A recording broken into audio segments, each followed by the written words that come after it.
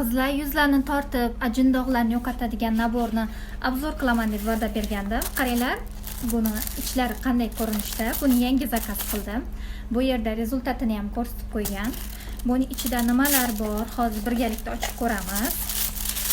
Mana shunday akkuratna qilib hammasini jo'natishadi. Bu kosmetologga borganingizdan ham ko'ra 2-3 barobar zo'r rezultat beradi qizlar. Bu yerda birni belgilab qo'ygan, chunki bu umumvalga. Buni birinchi ishlatamiz.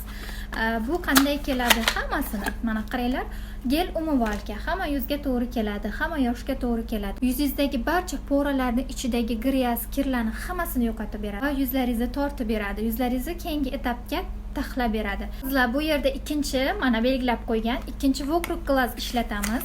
Bu asosiy etapi, chunki mana ko'rinishi. Birinchi mana shu joyga ajin tushadi.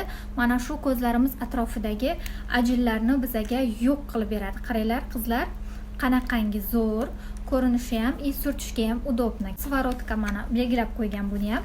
Buni Vokruq Glassdan keyin ishlatamiz.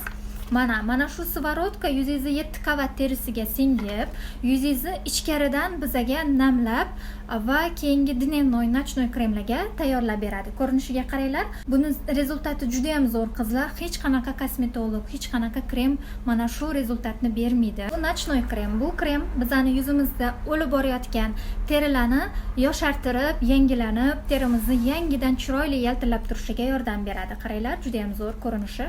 Mana buni ochadigan bo'lsangiz, mana ko'rinishi chiroyli upakovka bo'lib, bizaga qo'limizga yetib keladi. Bu dnevnoy kremning eng zo'r tarafi SPF 30 bor. Qizlar, SPF ni o'zini отдельно olib yurish shart emas. Eng birinchi quyoshdan, sovuqdan saqlaydi. Yuzlarimizga tez ajin tushishini oldin oladi. Bular 50 mg da kelgan. Va yuzlarni shunday yoshartiradi. Qizlar, ajin dog'lar bilan kurashayotgan qizlar bemalol mana shularni olsangizlar bo'ladi. Kosmetologga borsangizlar, birdaniga sizlarga bitta seansini o'zida yuzingizni yoshartirib, chiroyli qilib problemasini yo'qotib bermaydi. Lekin mana bu naborni ishlatadigan bo'lsangiz, bemalol siz shu rezultatga erishasiz. Keyin kosmetologga keyingi borganingizda, уже 2-3 marta borganingizdan keyin o'zini 200-300 dollarlik turadigan kremini sizga o'tkazadi, что bu ham sotish kerak. Undan ko'ra o'zingiz uchun mana shunday naborlarni olinglar, maza qilib qaranglar, o'zingiz uyda ishlatasizlar, ertalab, kechqurun.